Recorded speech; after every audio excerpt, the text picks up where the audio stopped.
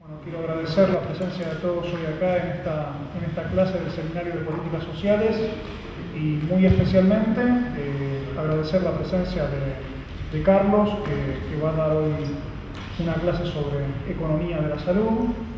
Carlos es contador público, graduado en la Universidad Nacional del Litoral, cursó estudios de posgrado en economía de la salud en la Universidad de Bocconi en Italia. Actualmente es profesor de la UNL, es profesor en la Universidad de San Andrés y en la sede de Buenos Aires de la Universidad de Bolonia. Bueno, Carlos, la verdad, muchísimas gracias por estar hoy acá con nosotros para charlar de este tema que es verdaderamente relevante para nosotros. Bueno, primero muchas gracias por la invitación y la verdad que yo estuve en la inauguración del instituto. Celebro que se recupere una instancia de formación política que es clave para pensar una futura dirigencia, ¿no? Yo tuve la posibilidad de trabajar muchos años en el Congreso como asesor y trabajé más vinculado al área de presupuesto y Hacienda. Salud siempre fue para mí algo que trabajé en forma paralela, más vinculado a la academia y al sector privado. Y les debo confesar que siempre me sorprendió el bajo nivel de conocimiento de la política argentina respecto del sistema de salud. Es un sistema de salud muy complejo el nuestro. En realidad es muy difícil decir que es un sistema que tiene una fragmentación tan importante. Cuando uno sale al mundo y trata de explicar el sistema de salud argentino, la verdad que se ve de figurillas para poder hacerlo. Esta fragmentación con la cual convive el sistema de salud quizás es una de las mayores trabas para encarar un proceso de reforma en profundidad. Porque si uno no entiende el funcionamiento del mismo, cómo son las relaciones que se dan, las relaciones de poder, cuáles son los factores que impiden muchas veces avanzar, lo que termina pasando es que el Congreso, que debería ser el lugar histórico en donde se legisle sobre un área tan importante como el derecho a la salud, termina siendo un lugar en donde se legisla parcialmente y a veces cometiendo errores y generando, a través de lo que se piensa que son soluciones, la apertura de nuevos problemas o de problemas diferentes de los que se intenta solucionar, ¿no? Después os voy a dar algunos ejemplos en particular. Entonces, cuando me hicieron la convocatoria, yo podría hablar de economía de la salud, pero me parece que sería demasiado instrumental, demasiado técnico para este auditorio.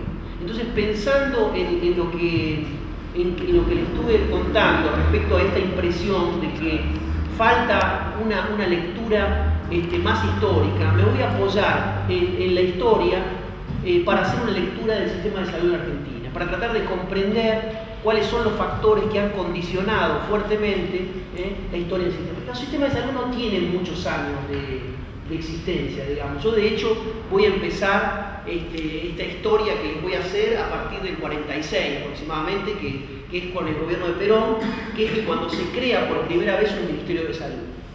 En esa época es cuando se empiezan a perfilar la mayoría de los sistemas de salud. Quizás el más importante sistema de salud de composición pública, digamos, que es el Sistema Nacional de Salud Inglés, el National Health Service, nace en 1949. Y en el 46, cuando Perón estaba asumiendo el poder en Argentina, se estaba haciendo en Inglaterra un informe que marcó un poco el inicio del National Health Service, que es el informe Beveridge, que dio origen a lo que se llamó a lo que se llaman los sistemas beveridgianos.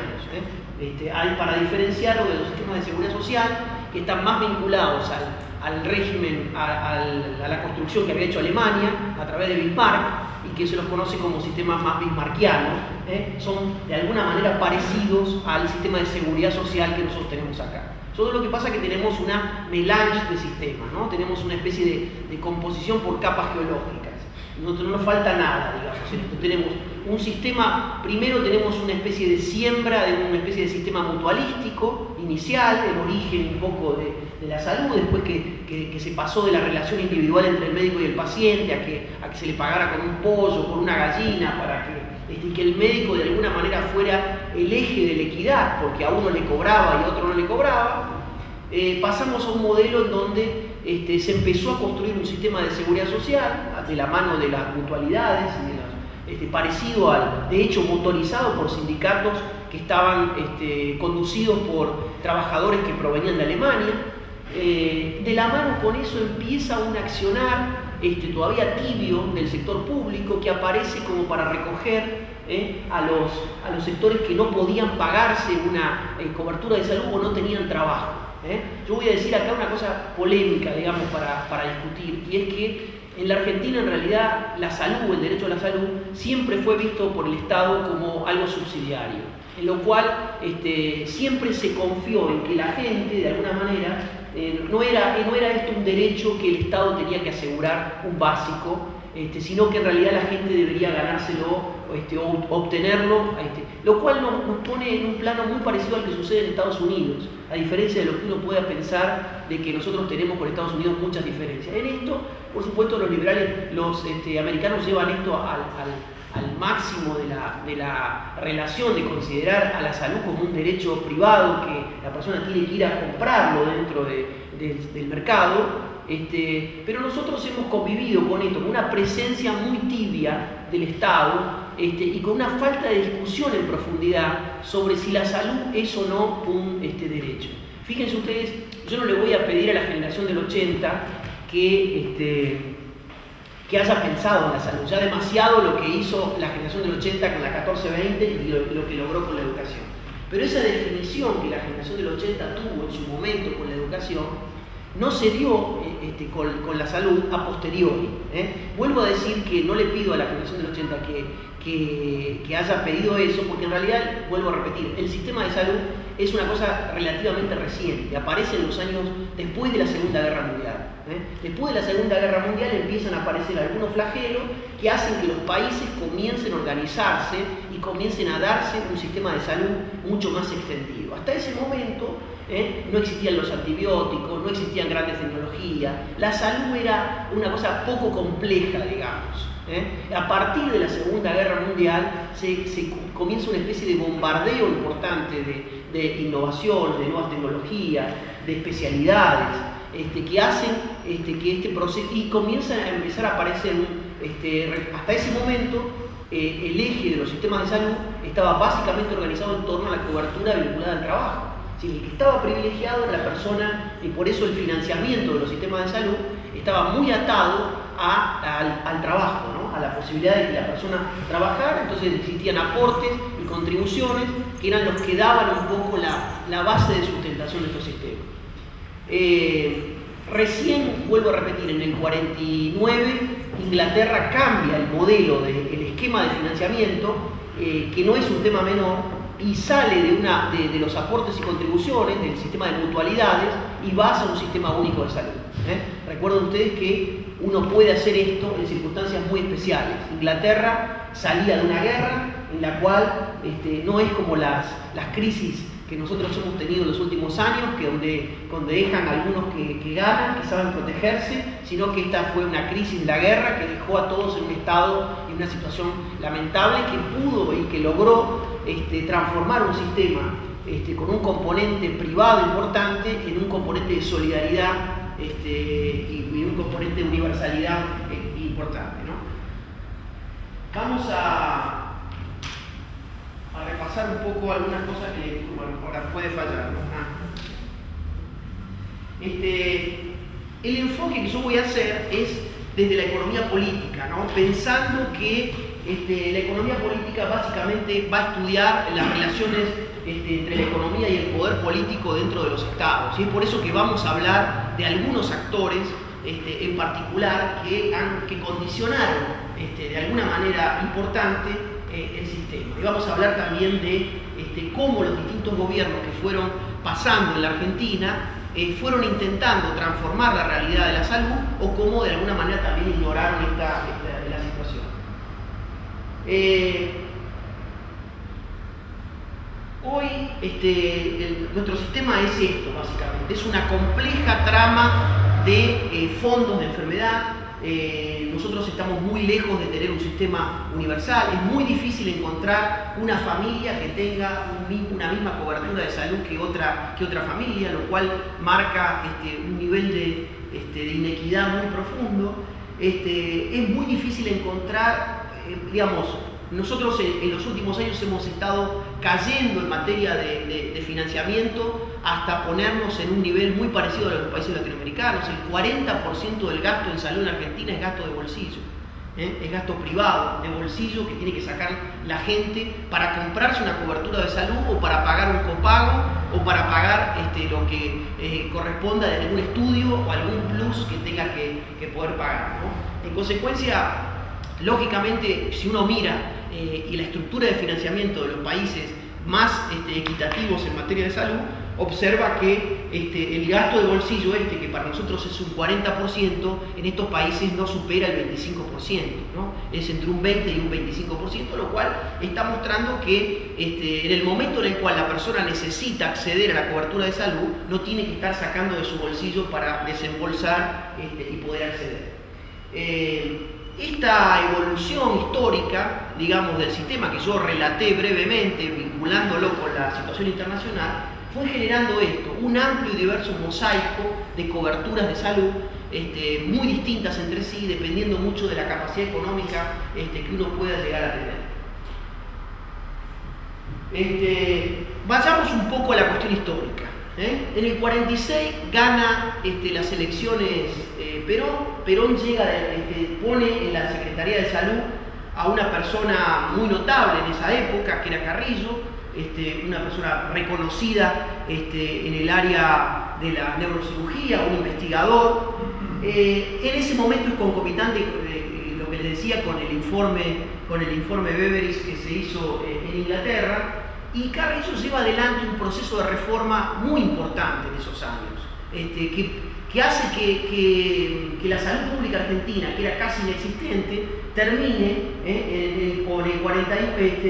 termine en el año 55, cuando cae Perón, con un haber de 140.000 camas, de las cuales 80% eran camas públicas, y partíamos de una cantidad de camas ínfimas de que no llegaban a las 15.000 camas. Es decir, acá hay una evolución, una creación importante de hospitales, una inversión pública muy relevante, hay una siembra de hospitales en todo el país, y hay una vocación de Carrillo que lo conecta fuertemente con el pensamiento de los que en ese momento estaban planteando los ingleses o los sistemas de salud nórdicos, que es la mirada de vincular el derecho a la salud o el acceso a la salud con un financiamiento proveniente del Tesoro. Me voy a referir mucho al tema de las fuentes, porque las fuentes de ingresos son las que van de alguna manera a condicionar. Ese Carrillo convivía con un sector sindical que, como ustedes saben, sostenía a Perón en este movimiento pendular tan amplio que eso representaba, ¿no? Eso hizo que, por ejemplo, más allá de lo que pensaba Carrillo, en la Constitución del 49 no se menciona específicamente el derecho a la salud como un derecho ciudadano. Se lo menciona vinculado fuertemente a lo que hablábamos antes, a la relación laboral. Por eso, la seguridad social, que en realidad es un esquema, como decir, semipúblico. Recuerden ustedes que en la época de Franco la seguridad social se expandió y creció. La seguridad social es un sector organizado de manera muy fuertemente corporativa, porque su cobertura está vinculada a las categorías de los distintos trabajadores que uno podía llegar a tener dentro de un país.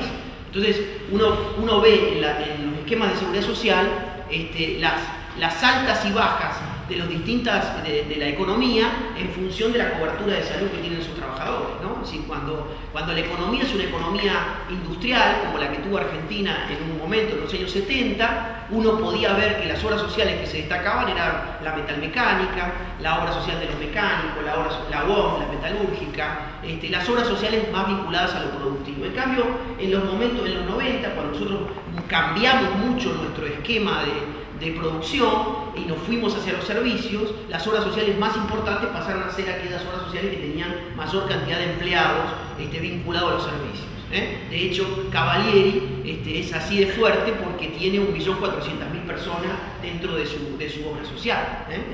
No es menor para lo que es una acumulación de un fondo de enfermedad. Vuelvo a repetir, Carrillo tenía clara conciencia. Uno puede criticarle algunas cosas a Carrillo en perspectiva. Carrillo tenía una visión quizás demasiado hospitalocéntrica. No había si bien había algunas menciones en sus discursos respecto de la necesidad de no dejar que el hospital se convirtiera en el centro del derecho a la salud, había algunas cosas interesantes respecto del derecho a la salud en cuanto a derecho de prestación. Requería una clara explicación sobre cómo se financiaría la estructura o el financiamiento del sistema, ¿no? Y en ese momento Carrillo hablaba o decía de que la salud pública tenía un precio y de que todos deberíamos pagarlo. Si uno lo escucha ahora, lo podría haber escuchado, de pronto se encuentra con mucha gente que dice, bueno, pero ¿cómo puede ser que la salud? No, la salud tiene un costo asociado, digamos. Es decir, que después uno decida financiarlo o dejar y darlo gratuitamente, sí, pero eso no implica que no esté vinculado o no genere un costo el hecho de poder producir. Es decir, necesita factores para producir servicios de salud. Entonces, en ese momento Carrillo propone crear un impuesto sanitario, de tal modo que de poder armar un fondo de salud pública a nivel nacional, indiscriminado, sin obligaciones, de tal manera que no tenga fondos específicos, sino que se pueda reasignar de esa manera, y él recomendaba de que el acceso fuera gratuito, porque ya se había acostumbrado a la población también a un acceso, eso era considerado como un derecho, el hecho de no pagar. Y agregaba finalmente que la salud pública era una buena inversión para poder realizar, porque a la larga eso iba a desembocar, fíjense que una visión muy interesante, porque él ya se está adelantando a una relación virtuosa entre la inversión en salud y la posibilidad de que eso se revierta en recursos humanos sanos, innovadores, inteligentes, que puedan, al mismo estilo que uno puede fundamentar por qué el gasto en educación genera un proceso de creación de capital humano, ya en ese momento él planteaba que la salud también. Por supuesto que esto no da una especie de chapa de pirata para decir, bueno, todo gasto en salud es un gasto productivo. A veces, si uno llega a un determinado nivel de indicadores, cuando uno llega a una esperanza de vida de 78, 79 años, 80 años, no es simplemente poniendo más recursos en los mismos lugares que uno venía poniendo lo que va a mover la aguja. Ahí uno ya tiene que empezar a mirar específicamente las áreas en donde va a financiar para poder generar saltos desde el punto de vista de los resultados sanitarios, ¿no? En mayo del 54, esta frase la verdad que fue un hallazgo muy interesante, en mayo del 84 Perón va a inaugurar un policlínico bancario y un policlínico ferroviario. Ferroviario era la única obra social que tenía un sistema prestador acoplado al fondo financiero. Digamos. Las obras sociales en realidad siempre fueron fondos de recaudación financiera que compraban los servicios de salud al sector privado. Y Ferroviario tuvo una estrategia de inicio diferente, que fue no solamente recaudar, todavía en esta época estamos hablando de obras sociales pequeñas, porque eran obras sociales voluntarias, no había obligatoriedad en el aporte y la contribución. Pero Ferroviario fue construyendo un sistema de prestadores propios, con policlínicos en todo el país, que le permitía. Entonces, Perón va a esa inauguración y dice, queremos que este policlínico impere el mismo concepto que los demás policlínicos sindicales que se están levantando en todo el territorio de la República.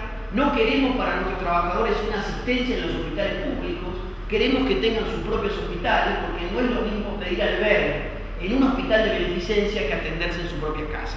Digamos, una definición clarísima a favor del modelo sindical que estaba creciendo en ese momento, ¿no? Consecuencia, eso fue en mayo, en julio renunció Carrillo, ¿no? Después vino el golpe, pero esto fue... Perón después cambió, Después ya vamos a ver en la historia que Perón, cuando vuelve en el 73, firma un proyecto de ley, que es el proyecto de ley del SNIS, el Sistema Nacional Integrado de Salud, que lo presenta Liotta, que era en ese momento el ministro de Salud, que vuelve a tener un pensamiento mucho más cercano al de Carrillo, digamos, porque el Sistema Nacional Integrado de Salud es un sistema parecido, de hecho fue armado por Aldo Neri, por Carlos Canitrot y por algunos miembros, algunos técnicos del radicalismo que después tuvieron en su momento en el armado del Seguro Nacional de Salud en la época del gobierno de Alfonsín, ¿no? Pero hay actores que se van a repetir, digamos, en esta historia. Pero esto me pareció interesante. Después de ese momento Carrillo se fue a Brasil y terminó muriendo en Brasil, una figura que en los últimos años ha sido un poco más reivindicado, pero que desde el punto de vista de la salud pública ha sido un personaje muy relevante, ¿no? ¿Qué pasó entre el 55 y el 66? Entre el 55 y el 66, recuerden ustedes que todavía seguimos teniendo obras sociales, tenemos obras sociales, ¿no? Más que todo mutuales, pero no tenían el flujo de financiamiento que llegaron a tener en los años 70, porque todavía los aportes y contribuciones eran voluntarios. Todavía no había obligatoriedad ni de la patronal ni de los trabajadores por realizar aportes. Entonces comienza en esta época, entre el 55 y el 66, un debate importante sobre el federalismo, en particular sobre el proceso de descentralización y la transferencia de recursos a los hospitales de la provincia. En esto hay que decir que en esta mirada, digamos, el radicalismo siempre tuvo una cercanía importante con la mirada más federal, ¿no?, del tema. Es una cosa sobre la cual en algún momento deberíamos rescatar esta mirada y ver cómo esto se podría llegar a trasuntar en una propuesta integral para el sistema de salud, pensando en lo que son los lineamientos básicos. Yo creo que si hay algo que diferenció históricamente al radicalismo del peronismo fue esta mirada federal que muchas veces el radicalismo tuvo a lo largo de su historia, ¿no? En esta época hay un enfoque, hay una presencia importante de la Oficina Panamericana de la Salud, hay un avance de los grupos más técnicos, más modernizantes, se discute mucho sobre cómo gestionar los recursos. Es un momento en donde hay un debate profundo sobre la salud pública y la seguridad social sigue ahí en estado de latencia, sin todavía en ese momento definirse en la Argentina cuánto es o cuál va a ser el sistema que va a predominar. Recuerden ustedes que estas son épocas en las cuales el desempleo en la Argentina era de un dígito. En consecuencia, nosotros en algún momento, en los años 70, llegamos a tener 2/3 de la población dentro de un sistema de obras sociales. Entonces, no era tan fácil, digamos, el decir vamos hacia un sistema público porque el sistema público es el dominante. Estamos hablando de un sistema en el cual se habla mucho de la gestión, se comienza a descentralizar, pero es un sector que está todavía con un manejo limitado. Argentina convive con un drama que hace que muchas veces para los que nos consideramos federalistas es un llamado de atención importante, y es la profunda inequidad que existe en el Producto Bruto Geográfico entre una provincia y otra provincia. Acá hay una comparación, por ejemplo, entre Canadá, entre la provincia más pobre, supongamos que tiene 1, y la provincia más rica hay 1 a 1,7. En Argentina, entre la provincia más pobre, que tiene 1, y la provincia más rica, hay 8,4 veces de diferencia o más. En consecuencia, cuando uno convive en un país en donde se producen estos desequilibrios tan importantes, no es tan fácil generar un proceso de transferencia de las responsabilidades a la provincia, porque lo que se podría terminar haciendo allí es aumentando las desigualdades y las inequidades. O por lo menos conservar cierta cuota de presencia nacional de tal manera de poder introducir algunos mecanismos de equilibrio entre una provincia y la otra, entre una población y la otra que viven en distintas provincias, ¿no?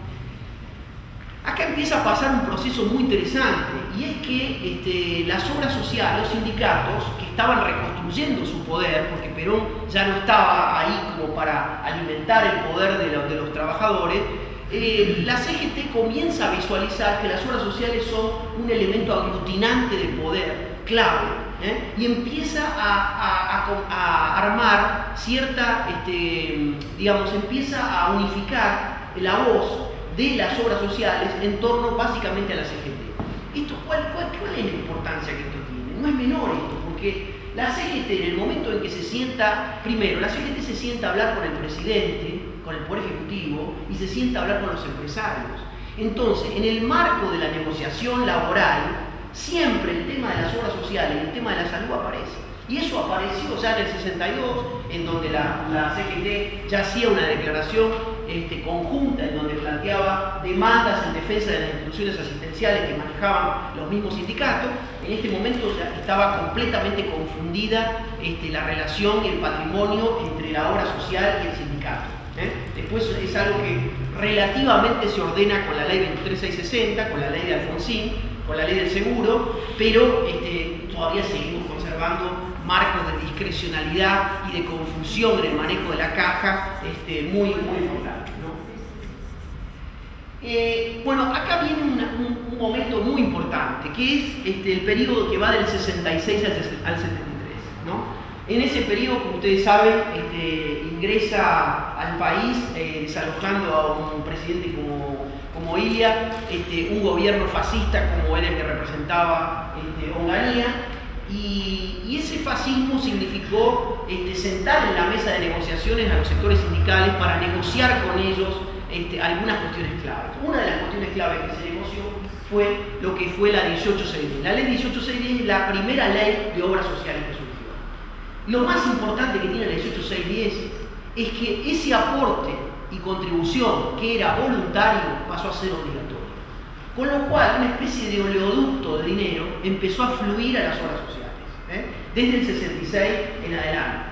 Después, imagínense que cuando llega Perón en el 73 y le dice, muchachos, ahora tienen que largar la caja porque vamos a organizarlo de otra manera, imagínense si los sindicatos iban a largar una caja como la que significaba en ese momento. Entonces, sí, fue creciendo el factor de influencia que tiene el sector sindical. Y vuelvo a repetir, el sector sindical cuando habla de salud no se sienta ni con el superintendente, ni con el interventor de PAC, ni con el ministro de salud. Se sienta directamente con el presidente a discutir qué hacer. Ustedes habrán visto que durante los años 90, cuando tuvimos un proceso que arrasó con algunos sistemas, el sistema de libre elección de las obras sociales quedó en su momento congelado, y todos los avances que se quisieron hacer sobre las obras sociales quedaron congelados porque la CGT tenía capacidad de negociación directa con Menem para poder parar algunas de las cosas. Entonces, la ley 18610, que es una creación de alguna manera de un grupo de tecnócratas que estaban en el Ministerio de Salud, gente con algunas inquietudes interesantes, pero que después de la 18610 surge después de un momento muy particular, que fue el momento del Cordobazo. Después del momento del Cordobazo, donde los militares pensaron que esto se le iba de las manos, terminan entregando, no desde el Ministerio de Salud, de donde echan a los técnicos que habían trabajado sobre un modelo de 18610 diferente, sino que este acuerdo lo terminan generando desde el Ministerio de Trabajo. Y después, tanto es así, que el Instituto Nacional de Obras Sociales, que arman, se termina transfiriendo a la órbita del Ministerio de Trabajo y se lo saca de la órbita del Ministerio de Salud. Le dio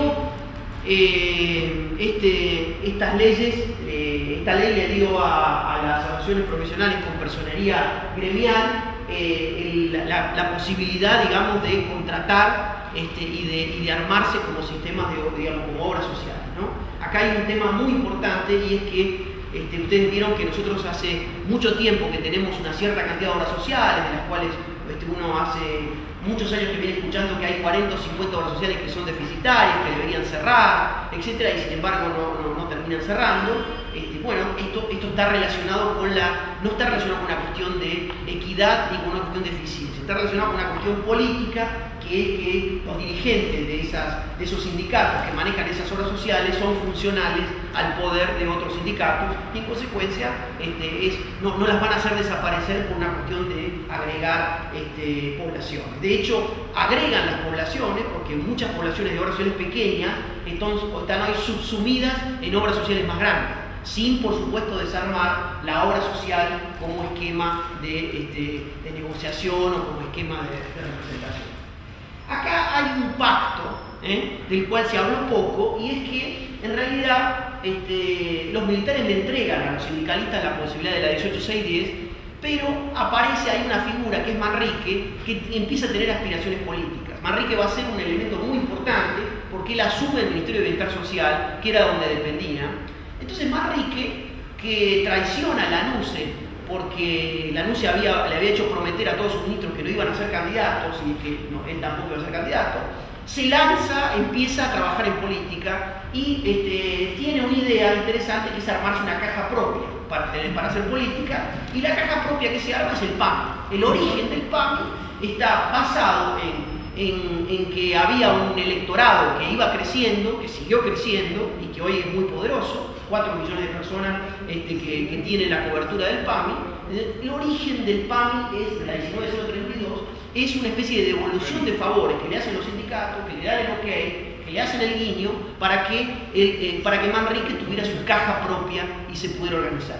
También, piensen ustedes, los sindicalistas en esto son grandes empresarios, digamos, se adelantaron a la medicina prepaga, porque lo que hicieron con eso fue que el PAMI se terminó comprando todos los autos chocados, como se dice en medicina, se terminó comprando todos los autos chocados, la gente mayor, que eran los más costosos, para establecer un programa, y en consecuencia toda la gente que se jubilaba dejaba de estar en la obra social, dejaba de ser, a pesar de que había aportado durante toda su vida para esa obra social, y pasaba a ser atendido a un instituto como el PAMI, que hay algunas cosas que la verdad que uno le podría reconocer al PAMI. El PAMI tuvo algunos desarrollos interesantes en materia de gestión de tercera edad, el tema de los médicos de cabecera. Estoy hablando de los inicios del instituto, pero la verdad que nos costaron tanto esas innovaciones en el transcurso del tiempo.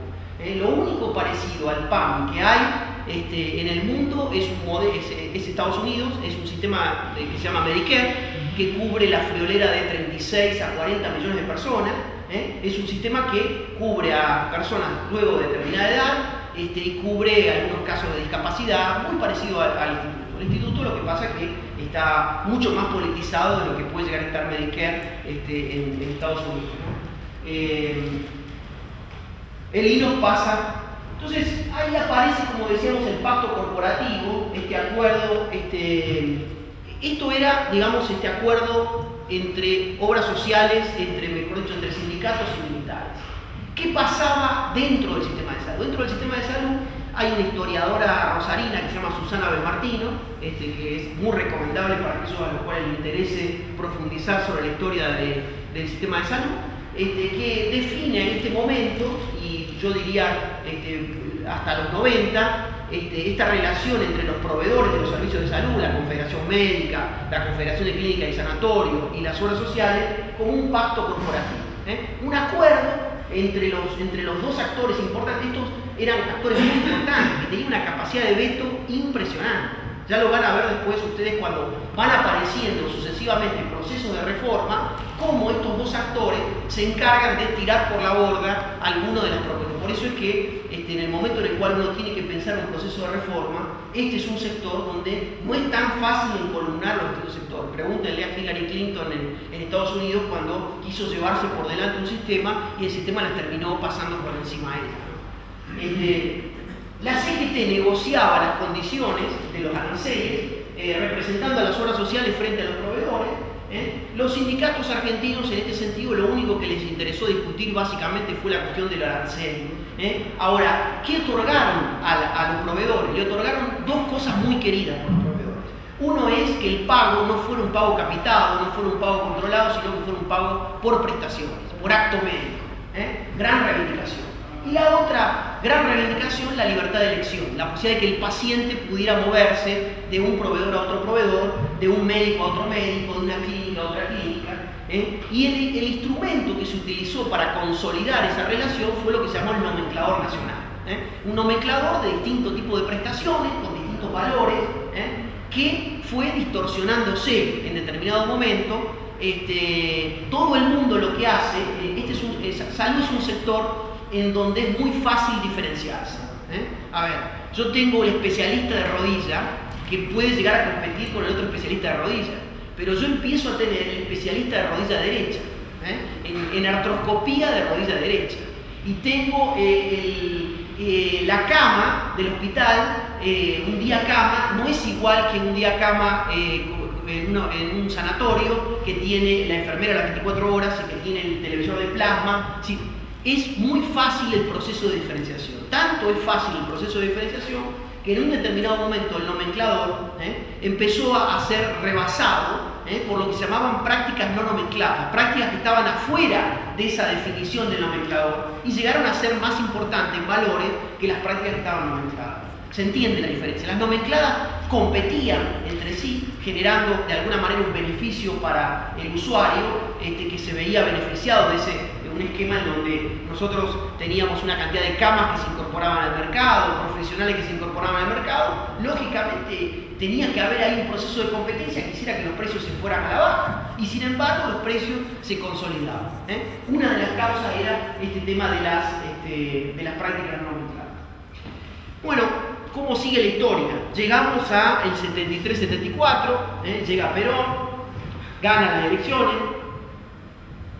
Perón había conocido en Europa a Liotta, que era un cardiocirujano famoso que había pasado por España y lo reclutó y lo puso cuando llegó como ministro de Salud, ¿no? Entonces, Liotta no era un político, es decir, era un técnico y de alguna manera un poquito confiado, ¿no? Mario Testa, que es un sanitarista argentino, cuenta que en algún momento cuando habló con Liotta, después de que Liotta había mandado el proyecto, le preguntó si no le parecía que eso podía llegar a generar resistencia, porque en realidad el proyecto, que vamos a ver ahora las grandes descripciones, las grandes líneas del proyecto, el proyecto iba en contra del poder sindical fuertemente. Era un modelo que rompía con el esquema de la seguridad social y avanzaba hacia un modelo de salud pública relevante, con un rol importante de la provincia, con un sistema de integración importante. Entonces, Liotta en ese momento le dice que, bueno, que en realidad él creía que los diputados que estaban ahí eran todos peronistas y que como tal iban a votar como peronistas. De hecho, esto no terminó sucediendo, sino que el proyecto tuvo una oposición muy importante, tanto de la CGT como de la Confederación Médica, y fracasó la adhesión de este proyecto en términos de las provincias. De hecho, terminó saliendo una ley, no una ley que fuera obligatoria para su implementación en las provincias, sino a la cual las provincias podían adherir.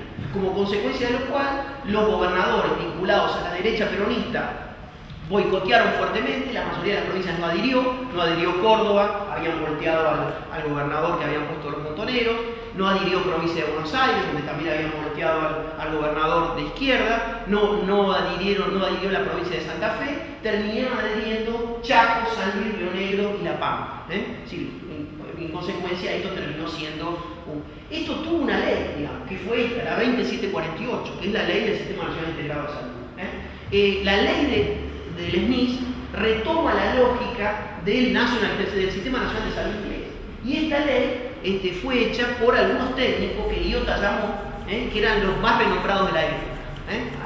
En ese momento eran Aldo Neri, Carlos Canitrot, hermano de Adolfo, un sanitarista muy reconocido, que la verdad que cumplió un rol muy importante en la Argentina, que murió ya hace unos años. Y otros recursos humanos que se habían juntado en torno de, no me acuerdo ahora el nombre de la persona, no me voy a acordar. Ellos armaron un proyecto en donde se proponía la reorganización del sistema de atención médica, intentando coordinar tanto la demanda como la oferta de los servicios y la provisión. Pero el tema fundamental es que atacaban la caja sindical, porque acá estaban planteando un modelo, un esquema de un fondo de financiamiento único, ¿no? Entonces, quizás se le puede imputar que para el país que era una ley que pensaba demasiado en un modelo de planificación normativa, cuando el poder estaba mucho más fragmentado, pero era una ley que tenía algunas intenciones interesantes en cuanto a cambiar el esquema de financiamiento, modificar, poner al Estado como garante y reconocer la responsabilidad como financiador económico y rector de un sistema igualitario. Intenta modificar el sistema hospitalocéntrico dándole un rol a la atención primaria de salud. pasar de una función pasiva de los profesionales a una función más participativa y donde los pacientes tengan derechos concretos. Esto, digamos que cae por los condicionantes que les comenté, ¿no? Y cae también la 2748 cuando llega el gobierno militar en el 76, con otro modelo, con otra visión. Los militares del 76 no eran corporativos como los otros en algunas cosas, por lo menos en el discurso, si bien en la práctica lo primero que hicieron fue echar a los sindicalistas de las obras sociales y poner interventores sindicales sobre las cajas de las obras sociales, que hicieron un verdadero estrago sobre esa. Una de las cosas por las cuales de alguna manera OSDE sobrevivió a este proceso fue que OSDE, que también tiene un poder de negociación con el Poder Ejecutivo muy importante, porque los empresarios que estaban representados en OSDE negociaban directamente en la mesa, negociaron de que OSDE no tuviera una intervención gremial como sí la tuvo, por ejemplo, la obra social que tenía la CGE, que era APS. Era una obra social muy importante en su momento, que fue vaciada y destruida por el gobierno militar en ese momento. Se desvincularon las obras sociales de las entidades gremiales. Ahí los militares proponen, nosotros teníamos acá un sistema muy particular que era el tema de los decretos ley, ¿no? Recuerdan ustedes que había en el Congreso funcionaba una cosa que se llamaba CAL, que era Comisión de Asesoramiento Legislativo, en donde iban los proyectos, se discutían ahí entre las tres fuerzas, que era la representación democrática que tenía la Argentina, y salían los proyectos de ley. Entonces este proyecto de ley, este decreto de ley, la 22269, intenta quitarle, separar por primera vez las obras sociales de los sindicatos e intenta introducir un sistema de libre elección, de tal manera que el usuario pudiera elegir.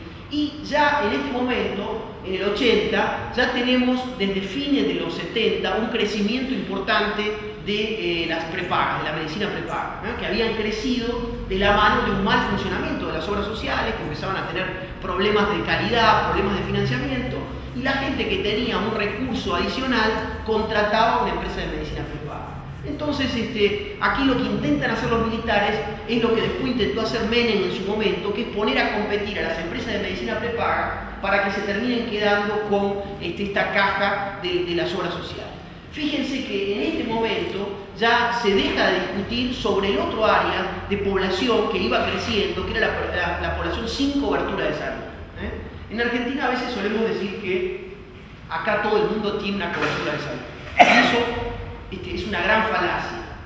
Si una cosa es tener atención de la enfermedad, una persona cuando tiene la enfermedad va a un hospital, va a un centro de salud y tiene algún tipo de atención, y otra cosa es tener una cobertura. Tener una cobertura es tener un plan de prevención, de promoción de la salud, es tener vacunación asegurada, es tener diagnósticos previos, es tener un médico de cabecera al cual poder acceder sin tener que pedir un turno o tener que hacer una cola de 4 horas. Es decir, es un sistema justamente que mantiene la salud, no que brinda una prestación cuando ya la enfermedad ya ha tomado el cuerpo, ¿no?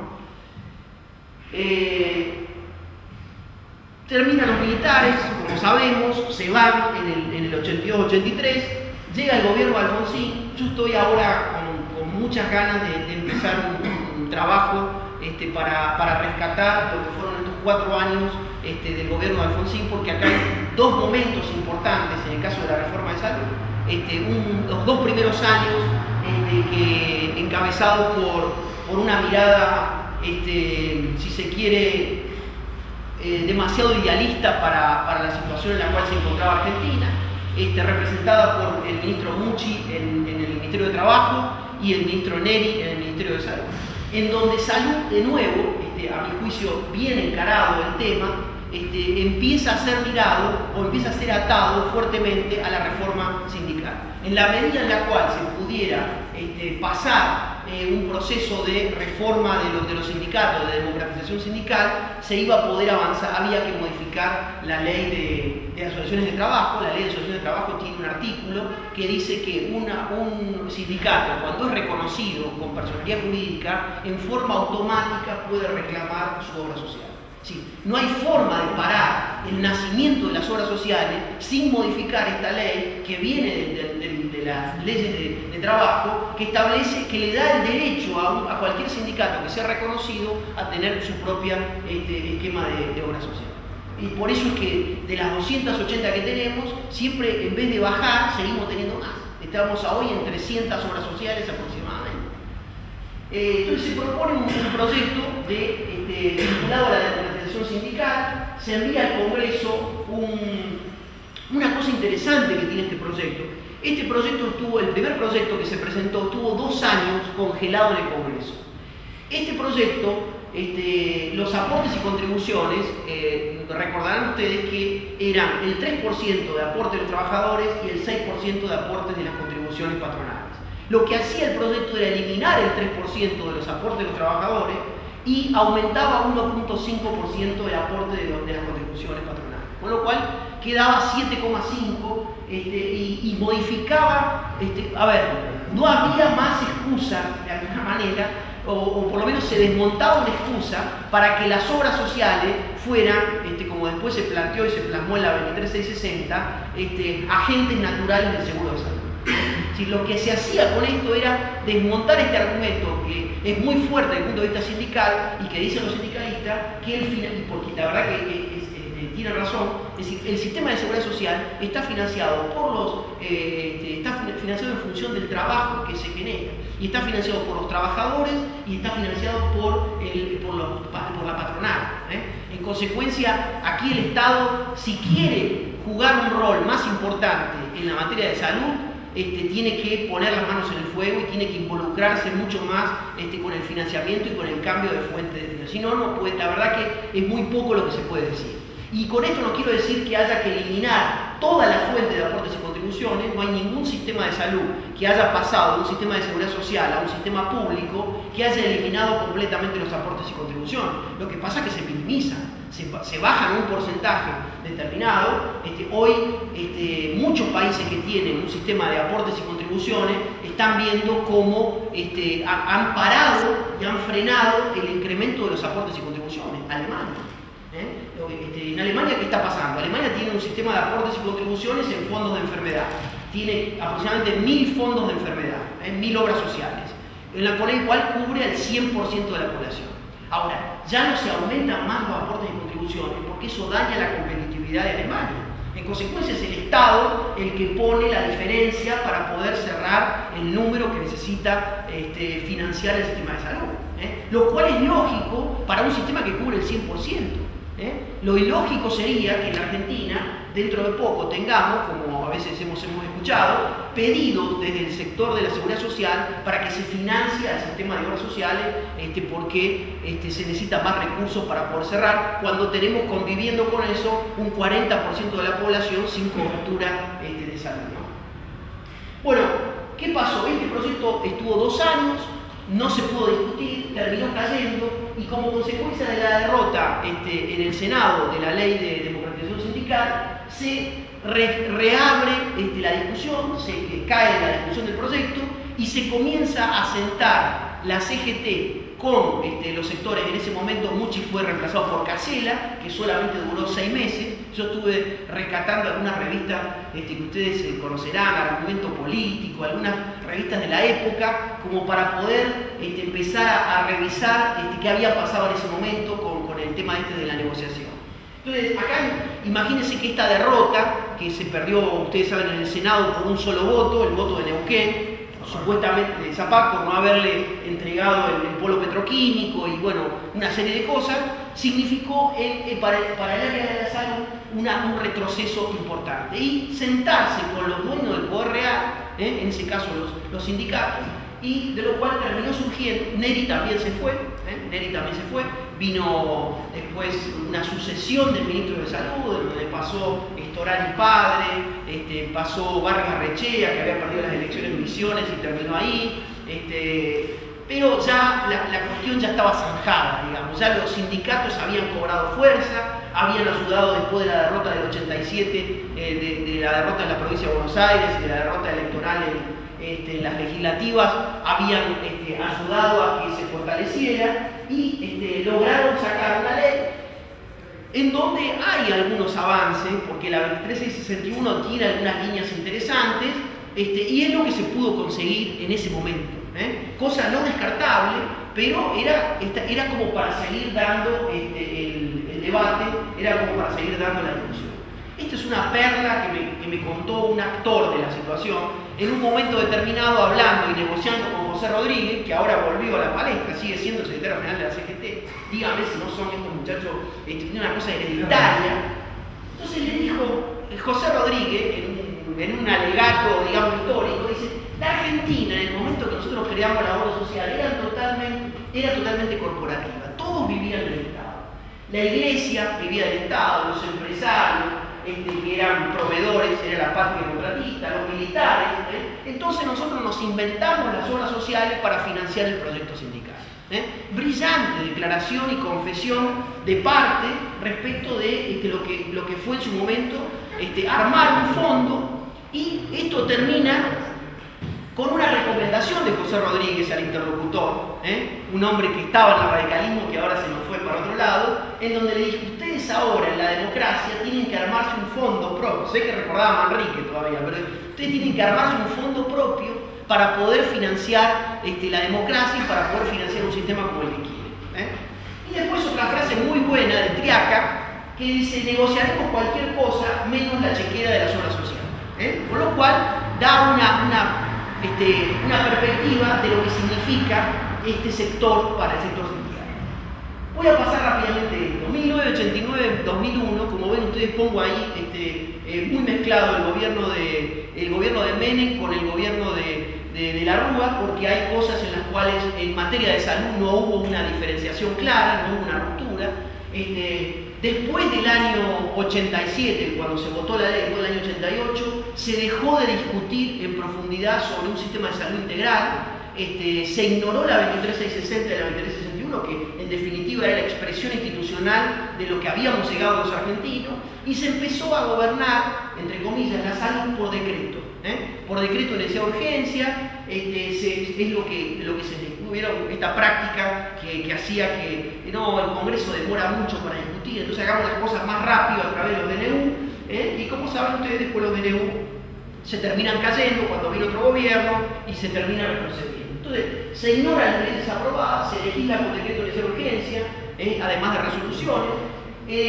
Se saca un decreto que es el 9 del 93 que impide contratar se rompe esa relación que había con los prestadores, ese pacto corporativo que existía con los prestadores, y las obras sociales comienzan si bien tienen una disminución de su financiamiento, porque Cavallo les retoca mucho, baja los aportes, las contribuciones patronales son bajadas para poder mantener el sistema de convertibilidad. Sin embargo, las obras sociales tienen mayor poder de negociación en este momento, porque enfrente tienen una oferta prestadora de servicios muy fragmentada. Una cantidad de médicos que negocian cada uno por su lado, clínicas y sanatorios, redes que aparecen por un lado o por el otro, y comienza ahí un proceso durante estos años en donde se crean gerenciadoras, en donde se van pasando de a uno en el PAMI, haciendo estragos en materia de negociados y de temas. Fíjense que también no tocamos el tema de PAMI durante este periodo, digamos. Es decir, PAMI es como que se desacopló del sistema de salud y juega como un actor separado del sistema de salud. Y vamos a estar claros respecto de un tema. La única posibilidad de volver a solucionar el tema de PAMI y de encontrar una solución es volver a discutir a PAMI dentro de un sistema de salud único.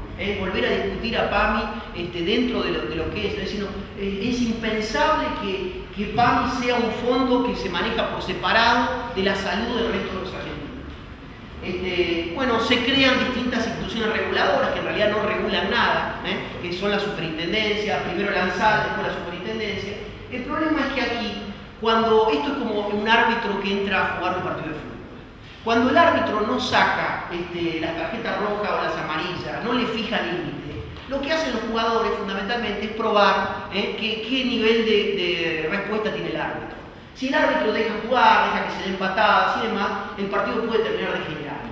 Y en realidad los reguladores en la Argentina, no solamente que nunca fueron árbitros por esta cuestión de que nunca tuvieron vocación de serlo, porque en muchos casos estuvieron puestos por los mismos sindicatos. En esta época, en donde la superintendencia tiene que ser el que protege a las personas, a los pacientes y la seguridad social, el presidente el superintendente es Lingeri, que era un sindicalista. ¿Cómo se iba a tirar en contra de las mismas obras sociales?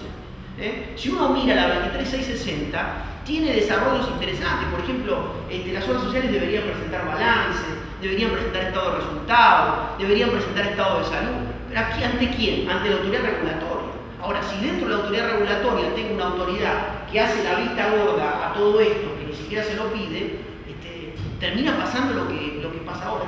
Esto se fue deteriorando cada vez más.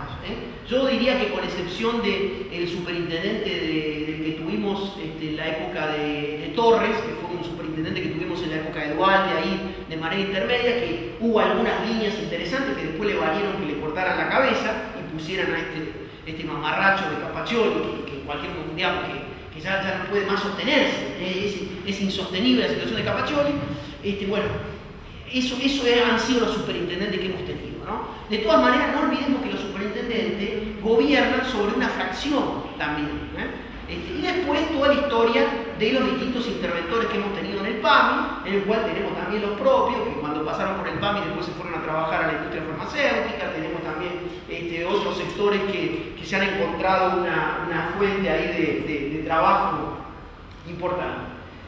Bueno, algunas consideraciones respecto de cómo se cambió el modelo de contrato. Se sale del modelo de contrato por prestaciones, se pasa a un modelo de contrato capitado. Por eso es que las obras sociales empiezan a tener también mayor poder de negociación. Se hacen algunas innovaciones importantes y todo regado por esa corrupción tan distintiva del gobierno menemista, ¿no?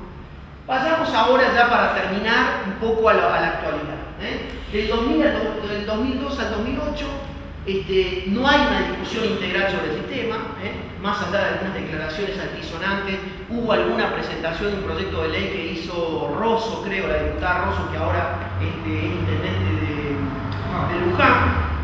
Más allá de eso, que está sin fuerza política y sin vocación del gobierno de Kirchner por llevar adelante un proceso de reforma, pero se recupera el financiamiento de las obras sociales, impulsado por el sector sindical, que, como ustedes saben, permitió que Dualde tuviera fortaleza política y permitió que Ginés González García fuera ministro de Salud, porque González García llega de la mano de los sectores sindicales, claramente. Entonces se fortalece de nuevo, pasa de lo que antes se había bajado, se bajó en la época de Cavallo, lo cual significó una pérdida de aproximadamente 15.000 millones de pesos dólares en esa década de recursos de la seguridad social. Se recuperó. Hoy las obras sociales rebosan de recursos, se están viendo a ver cómo invierten, están avanzando hacia un proceso. Son los verdaderos empresarios de salud. Los sindicatos son hoy los empresarios de la salud. Sobre todo si uno tuviera la posibilidad de bucear en las relaciones que hay entre muchos sindicalistas y la medicina prepaga, uno se encontraría con sorpresas enormes. De que muchas de las prepagas que nosotros creemos que pertenecen a empresarios privados, en realidad pertenecen a sindicalistas que están detrás de esos empresarios privados financiando a esas prepagas. Es decir, este grupo es un grupo muy consolidado. Los tipos están ahí hace muchos años, se han fortalecido, son inteligentes, cómo se mueven, cómo invierten, tienen oferta para todo. Consiguieron que los jubilados ahora se puedan ir de PAMI y volver a la obra social de origen, pero no por 30 pesos como se volvían antes, por 100 pesos, por 100 pesos de cápita mensuales. Le fueron a hacer una oferta al Ministerio de Desarrollo Social para atender a las jefas y jefes de hogar, por una cómoda cuota que iba a pagar el Estado Nacional. Es decir, los sindicatos, enfrente de eso, de ese modelo muy activo de los sindicatos, diciendo la salud a nosotros nos importa, nosotros vamos a trabajar, enfrente tenemos a los gobernadores y al ministro de Salud de la provincia que están, digamos, jugando un partido del cual todavía desconocen por dónde pasan las cosas. Las provincias se hacen olímpicamente los idiotas respecto de cosas que se podrían hacer en la provincia, que no hay que pedirle permiso a la nación y sin embargo no se hace. Por ejemplo, empezar a juntar la obra social provincial con los recursos del Ministerio de Salud de la provincia y empezar a pensar en un seguro provincial de salud. La verdad es que no hay que pedirle permiso a nadie. No hay que pedirle permiso a nadie, es simplemente que la salud no está en la agenda de la población, está séptima o octava en la agenda de la población, no es un reclamo, porque en el momento en el cual sea un reclamo, los políticos van a ser los primeros que se van a poner a la cabeza de ver cómo organizar este sistema. Se fortalece entonces la financiación de las obras sociales y el PAMI. Le doy una noticia que me enteré hoy, porque yo la verdad estaba subestimando la recaudación de PAMI. PAMI está recaudando 9.000, está presupuestando para este año 9.200 millones. 9.200 millones. Es decir, estamos superando las mejores épocas de Matilde Menéndez cuando el PAMI tenía una recaudación de 2.200, 2.300 millones de dólares. Fíjense, PAMI tiene 5.000 millones de pesos puestos en el banco, de ahorro. Sí, díganme que no se puede pensar que hay 4 millones de personas que tienen sus méritos, digamos, en la cual todos aportamos. Ustedes saben que la recaudación de PAMI proviene de todos los activos que hacen su aporte al PAMI, que financian el 80% de la recaudación y el 20% es financiado por los mismos sectores de tercera edad que aportan. Pero es imposible pensar que esto se siga manejando con fondos separados, donde cada uno tiene su fondo específico sin buscar algún criterio que permita pasar de una solidaridad grupal a una solidaridad universal, que en definitiva es lo que va a dar sustento a un concepto de ciudadanía muy asociado al modelo de democracia que tenemos que construir. Pero esto es una cuota pendiente que tiene la democracia con el sistema. Es decir, la pregunta es, ¿la democracia una democracia social puede convivir con un sector de poder tan importante que se hace dueño de un sector que debería ser un servicio público para la población? ¿Cómo se resuelve? Se hace una propuesta de reemplazar aportes. Bueno, acabo alguna propuesta que se hizo en los últimos años de reemplazar los aportes y contribuciones por un tributo, un impuesto sobre las ventas, de tal manera de cambiar la fuente, pero no quedó más allá de una propuesta, digamos, menor que se hizo, ¿no? El poder sindical se consolidó fuertemente, cada vez más, inversiones en hospitales, clínicas, sanatorios, policlínicos. La mayoría hoy de las obras sociales ya tiene prestadores propios. Recuerden que yo les conté que solamente ferroviarios. Hay muchos acuerdos estratégicos con la medicina prepaga, porque la medicina prepaga, que supuestamente tiene 3 millones de beneficiarios, les comento que 1.600.000 beneficiarios provienen de la Seguridad Social. Simplemente que la Seguridad Social se los transfiere a la medicina prepaga, reteniéndole una cuota aparte para evitar de que se levanten el sistema. Acuerdos con grupos especializados, es decir, siguen los acuerdos con las consultorías para trabajar en el tema de gestión y de informatización. Y bueno, hay esos intentos de incorporar a los monotributistas y a los otros sectores. O a los monotributistas, de hecho, los incorporaron. Por el lado de los proveedores, ¿cómo los vemos? Fragmentados, debilitados, con falta de inversión, con mucho poder de los aseguradores sobre los proveedores. Ya los proveedores ya no son fijadores de precios, sino que son tomadores de precios. Simplemente el que tiene capacidad de diferenciarse es el que tiene un pequeño nicho de mercado, tiene una clínica súper especializada o es un profesional muy cotizado que puede decir pongo yo el arancel y fija el precio. Debilitamiento por ausencia de marco regulatorio adecuado. Acá cualquiera viene y pone camas sin considerar ningún tipo de control. Cualquiera viene y pone y arma y compra una tecnología, aunque después no se sabe muy bien a quién le va a vender servicio. Este sector claramente tiene escasa llegada al gobierno, a diferencia del sector sindical. Ustedes lo habrán visto por los diarios porque se vienen quejando, pero de hecho el sector proveedor ha perdido mucho poder y hoy es una variable dependiente, digamos. Ya no hay casi sector privado y ahora va a ser desplazado mucho más por este esquema de provisión. Y la superintendencia, que como les decía antes, está muy debilitada en su capacidad de control y aplicación, falta de respuesta, escaso poder de árbitro, con muchas deudas pendientes en la superintendencia, y de la mano de esto podría decir lo mismo del Ministerio de Salud, que está mucho más preocupado por hacer políticas, digamos, de corto plazo, de ver cómo volver a recuperar cierto manejo de recursos, antes que pensar el rol estratégico que tiene el Ministerio de Salud, pensándose en un sistema diferente, ¿no? Es decir, lo que no se terminó de discutir en la Argentina es el rol del Estado, en particular en este caso del Estado Nacional, el rol del Ministerio, y esta cuestión. Poco para terminar, voy a pasar un poco, esto es un número sobre el gasto que no quiero ahondar en. Los sindicatos han tenido mucho más continuidad que los partidos políticos dentro del sistema democrático y que cualquier otra institución. Entonces esta impronta se mantiene.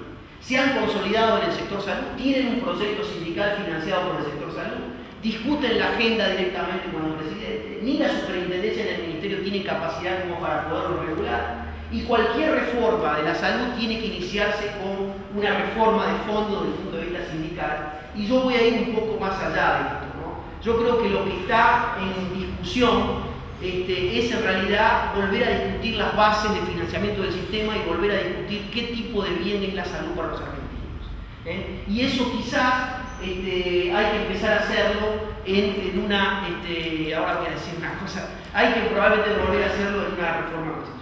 Yo creo que la única forma que volvamos a rediscutir algunas cosas respecto de lo que es Argentina tuvo 3 reformas constitucionales, la del 49, la del 57 y la del 94.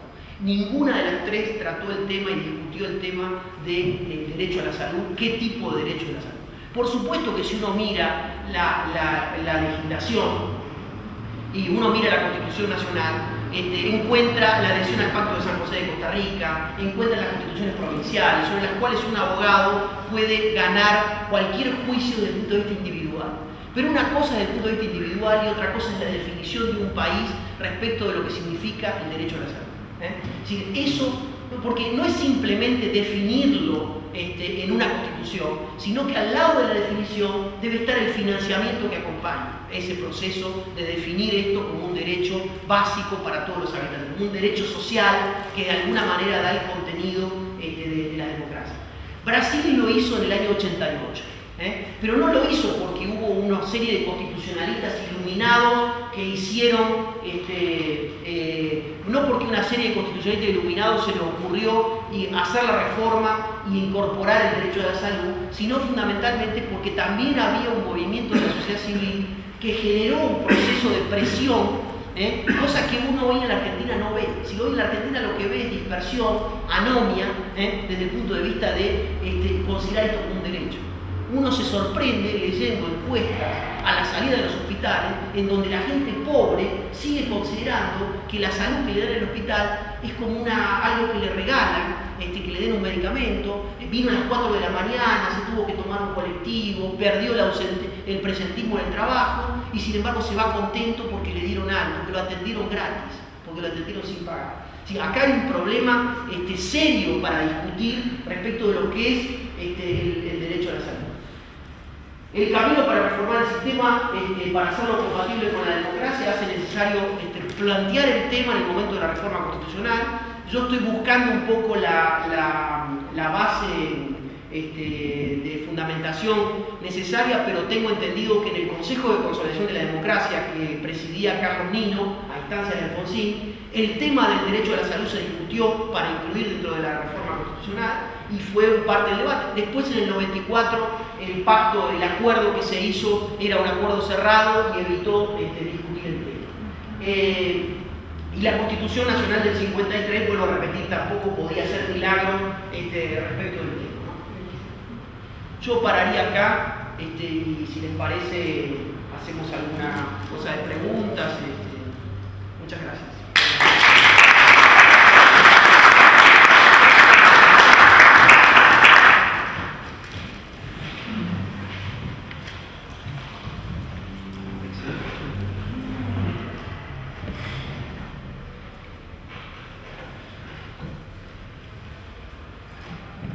Bueno, yo te quería preguntar si cuando vos hablás de la federalización de la salud, estás hablando de que acá, por ejemplo, en la Ciudad de Buenos Aires, más allá de que hoy por hoy los hospitales estén bastante mal en esta gestión,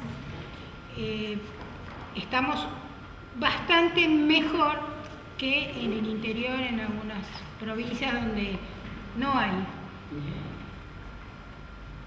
Me parece que acá la salud en nuestro país no es una cuestión de Estado, ¿no? A veces me asusta de que el turismo sea más cuestión de Estado que la salud. Entonces, cuando vos hablas de federalización, ¿crees que para federalizar la salud tendríamos solamente que reformarla? O sea, que la única solución sería reformar la Constitución, que no podríamos elevar una ley federal, una ley en el Congreso Nacional, bien llevada, bien hecha, con todos los puntos como para que se contemple una buena solución a todos los temas de salud integral por ejemplo, en el interior, en los pueblos donde no hay nada, ningún asidero para poder curarse, no un resfrío, no, la cosa realmente, la atención en salud de la que vos hablabas. Sí, el tema, a ver, para el tema de la federalización es también una expresión de deseo muy vinculada a algo. Acá no se va a poder federalizar si los gobernadores mismos, que son las autoridades políticas más importantes, no tienen conciencia de la responsabilidad que tienen desde el punto de vista constitucional en el tema de la salud. Los gobernadores se siguen haciendo respecto del tema olímpicamente los tontos y no han puesto no han puesto todo lo que tienen que poner respecto de poder organizar un sistema dentro del marco de la provincia o de las regiones. Yo sé que es más difícil pensar en las regiones, lo que pasa es que nosotros tenemos provincias también muy pequeñas en donde muchas veces la escala no da para tener determinadas tecnologías y que desde el punto de vista regional se podrían establecer acuerdos, pero me parece a mí que la partida de esto es que la provincia como tal asuma una responsabilidad. Y esto no quiere decir que el Ministerio de Salud de la Nación se tenga que desentender, no. Es decir, también el Ministerio de la Salud tiene que buscar